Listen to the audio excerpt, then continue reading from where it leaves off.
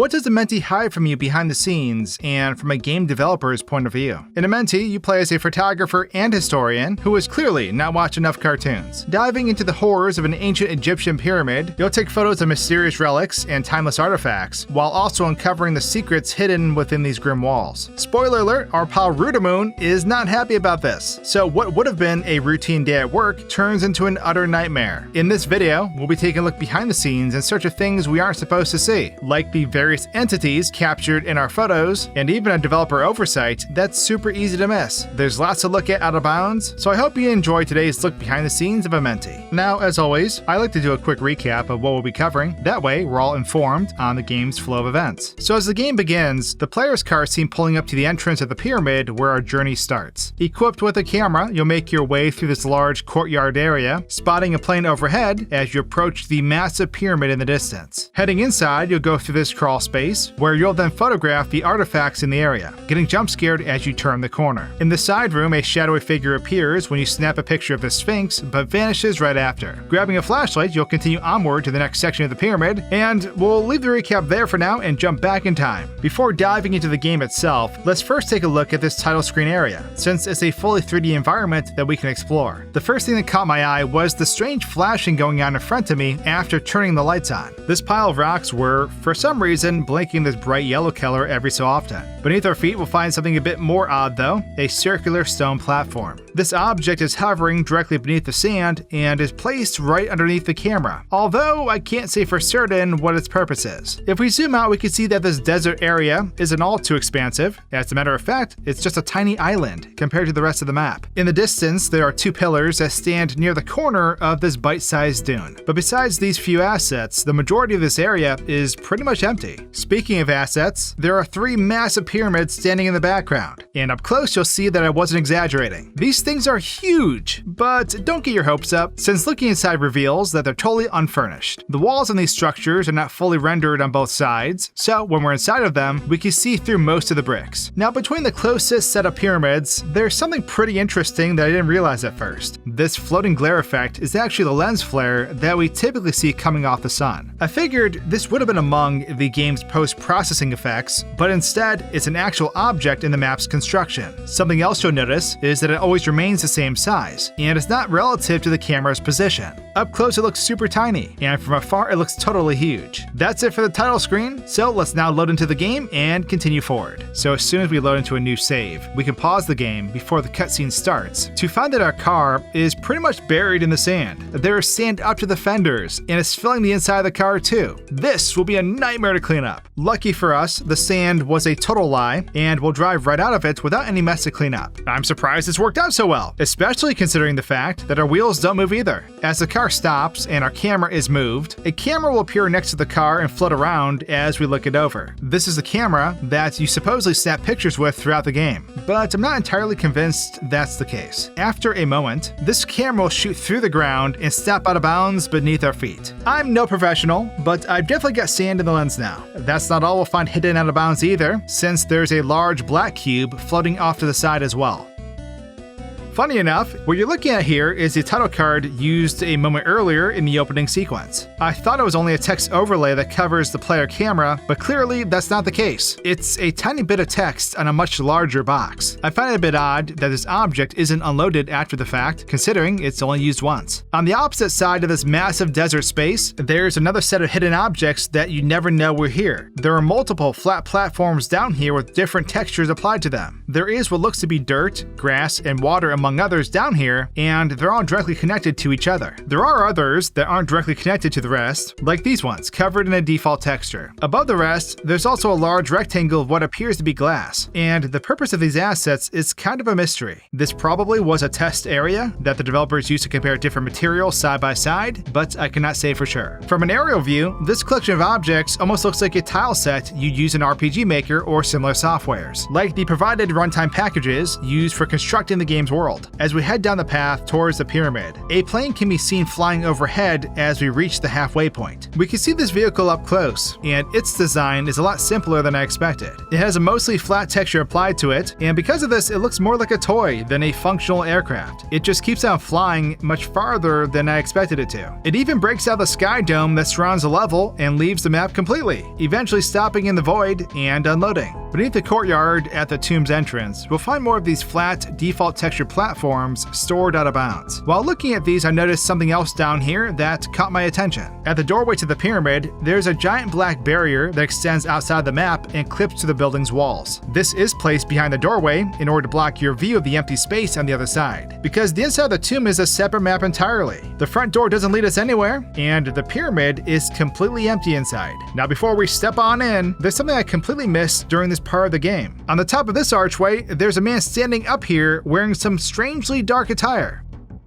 The gear they're equipped with is a bit futuristic for a game based in 1979, but hey, I'm not about to question Cyberpunk Zorro. This character's name in the game files is Noir Man, which is a pretty fitting name, and they remain completely still until we leave the map. That's it for this outside area though, so let's take a closer look at the inside. So now inside the tomb, we can have a look around the area with the lights on for a much better view of our surroundings. As you might expect, this map is a whole lot less creepy with the whole thing properly illuminated, which makes it a lot easier to navigate to. Before we get too far ahead of ourselves, I wanted to quickly explain how the camera works. Whenever we approach a viable subject and snap a picture, the screen will flash, during which a border surrounds your screen while the photo is taken. From what I can tell, there's never a photo taken at all, and the player camera actually freezes after a quick motion. You'll also notice that the old photo effect isn't present either, and this is because all the game's post-processing is currently disabled. In this first room, we can't continue on to the next section until the lights are powered on using a generator. It turns out we're not just really scared of the dark, but instead a Sal black barrier blocks this doorway and will only vanish once the lights are switched on. This is done so that the player can't move on until all the artifacts have been photographed. Sorry, speedrunners. Now, when we pass through the corridor up ahead, we'll be jump scared before popping out on the other side. This jump scare doesn't take place inside the level, as you'd first think, and if we move the camera beneath this area, we'll see that it's actually a still image attached to a 3D rectangle. As soon as the jump scare is triggered, the player camera is warped in front of it while the sequence plays out. And as quickly as it starts, the camera is moved back, and the game continues like it never happened. That's not the only scare that takes place in this map either, since a dark figure appears in the photo when we snap a picture of this hidden statue. Beneath this location, there is a hidden T-posing model floating at a 45-degree angle where we can't see it. As soon as the photo is taken, this model warps into the hole in the wall, but it's got some company. Weirdly enough, most of the model is hidden as this takes place, because a statue appears directly in front of it with only the head clipping through. After a moment, these objects are quickly moved out of bounds again, where we can now see the statue present with the other model. Seconds later, they both unload, and the player can continue. So moving forward, we'll next arrive at an area called the Wailing Corridors, which will make sense in just a minute. As we traverse the halls here, we'll find a sarcophagus that must be photographed, which leads to our character deducing the Queen's presence in the tomb. Upon returning, you'll find a letter from Henry Caldwell, turning around to see this ghostly figure standing in the darkness and vanishing when we walk up to them. For some reason, you'll head downstairs after this, photographing this hallway as a ton of statues appear in the picture that definitely weren't there before. A hallway is open behind you at this point, so you crawl through this tight space where you eventually find Rudamoon's resting place. The sounds of distant screaming can be heard, and after investigating, you'll return to find Rudamoon now missing. After this, you'll suddenly appear in a new location, where more of these statues will appear as you investigate the throne room. They guide you to the exit where you can see outside, leading to the following level.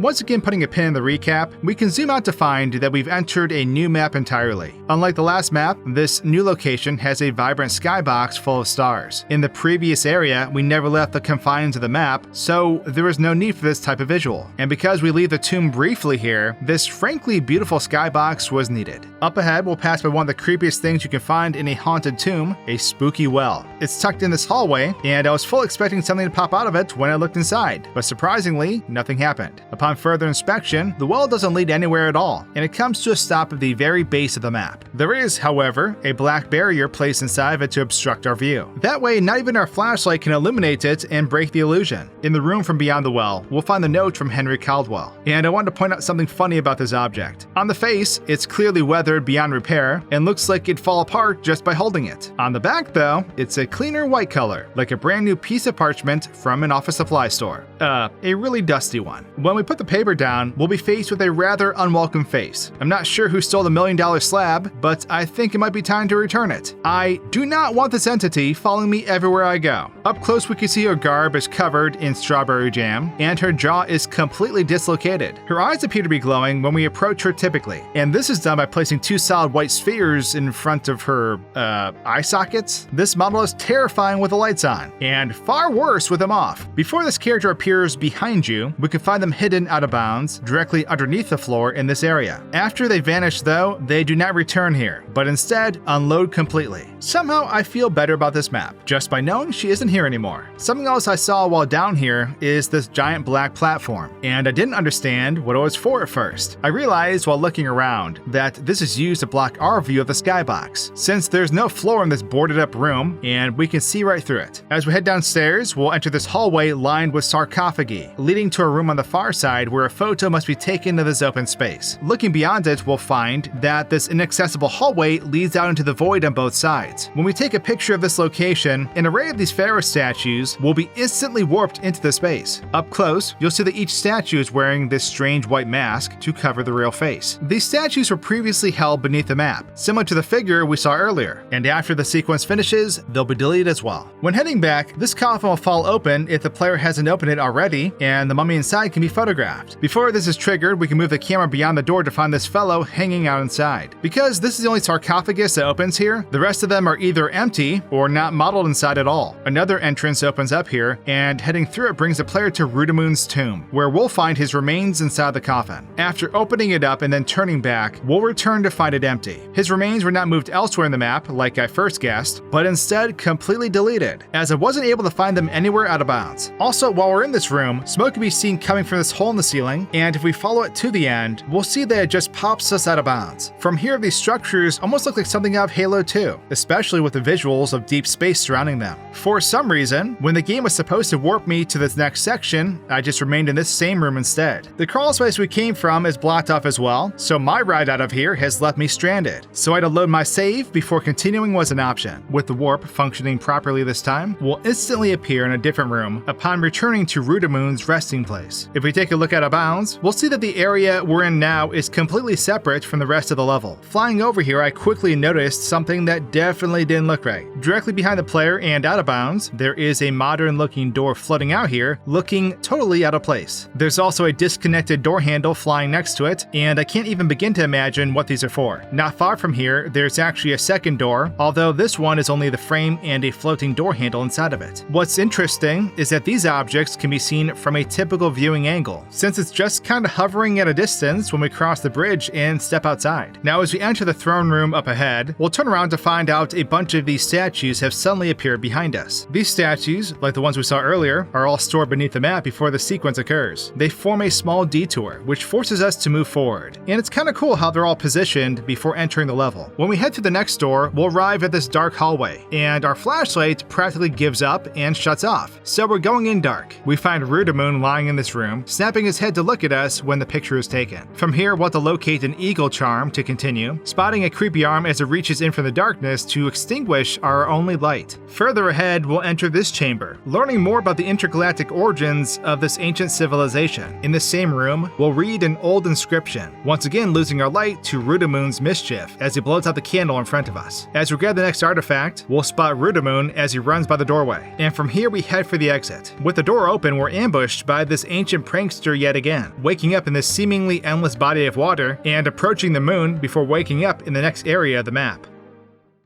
So restarting this area, we'll first approach Rudamoon in this side room, where he's enjoying a little nap. You'd never know it while playing through this, but this stone platform he's laying on is actually just floating in this open area, and there's no floor here either. If we follow this opening into the void space down below, we'll find multiple copies of this character placed out here, and in most cases, their accessories aren't connected to the model. In this case, his hat is floating below him, and his belt is nowhere near his torso. Viewing this short sequence from another angle, we can watch as his head swiftly snaps in the direction of the player. The position of his hat and belt are linked to his head, so the moment his head rotates and looks upwards again, his hat will be moved beneath the table like it was before. On the opposite side of this space, we'll find another small room with a large black oval floating inside. I'm using the term room pretty lightly to be fair, since there's only a floor beneath this object, but there aren't any walls beyond a black barrier used to block our view. When we take a photo in this area, we're meant to see a large eyeball, but because the post-processing effects are disabled, it only appears as a solid black object. If we turn them back on, we can see this super creepy entity in all its glory. And I'm kind of getting flashbacks to Super Mario 64's giant eyeball enemies. Also, we rudely interrupt Rudamoon's nap with our picture taking, so he disappears by the time we turn around. Now I discovered something while taking a closer look at this map that's pretty funny. One of the textures used within this map contains a hidden secret, a watermark from a stock image website. This texture is really a photo of an ancient manuscript in the form of a scroll, and it was essentially overlaid on the walls of this map to depict carvings and illustrations from that time period. I just don't think the stock image watermark was part of the original illustration. Perhaps this was left over when blocking out the map in the early development stage before fully committing to the assets, and they forgot to replace it. It would be hard to see this during regular gameplay, mainly because the developers used a pretty clever trick to keep it out of our sight. The texture is usually hidden from us, either by being placed behind objects within the map, or in this case by keeping it in the dark. We can't see it typically, but by manually adding a light to this hallway, we can now see this logo clear as day. In order to access the rest of this level, we'll obtain a charm needed to open the door, but not before a, armed intruder pops in for a visit. Before this is triggered, if we move the camera outside the map, we'll see that the arm belongs to a fully modeled monster. This guy is T-posing on the outside of the map, and I had no idea this face was lurking on the other side of the wall. Sometimes it's better not to know, and this is definitely one of those cases. As soon as the charm is picked up, this character warps into the black cube behind the window, with his arm stretching through it like he's made of clay or something. Afterwards, he resets to a T-pose, but he still remains in the same position. As we continue forward, we'll spot Rudamoon walking past the door in a pretty unexpected jump scare. If we move the camera into the room ahead, before this takes place, we'll see that Rudamoon is moved into the map from out of bounds, walking through our line of sight and quickly falling back into his idle place out of bounds. This model is kind of funny though, because his torso is weirdly elongated and shifted off to the side. Our good friend here makes another appearance up ahead, this time leaning his head through a hole in the wall to blow out a candle. Behind the scenes, you'll see that this model remains beneath the black barrier until the page is picked up. After teleporting upwards, he'll lean forward and blow the candle out, and at this moment, another black cube appears here to cover the light source. This scare is kind of hilarious though, because we can walk to the other side of the wall to find his body floating halfway inside the barrier. He looks a bit preoccupied though, so we'll just leave him alone for now. As we head for the wheel used to open the following door, Rudamoon will appear behind us in this corridor. The scare won't trigger until we turn around though, so for the time being, he just sort of stands here awkwardly waiting for us. After this quick sequence plays out, the player is warped to this massive body of water. Massive is kind of understating it, especially when you see how small the rest of this level is in comparison. While flying over here, I also noticed that the texture test area from the opening sequence was here too. In the background are these pyramids, and attached to them are these huge pillars that stretch down to the void space below. It's a bit strange that they're here though, because from our usual perspective, we can never see them to begin with. Back inside the gameplay area, there are these boats surrounding us, and on top of them are these solid black silhouettes. What I find most interesting are the triangular patterns that make up these boats. They almost look like they came from a painting, which is pretty neat.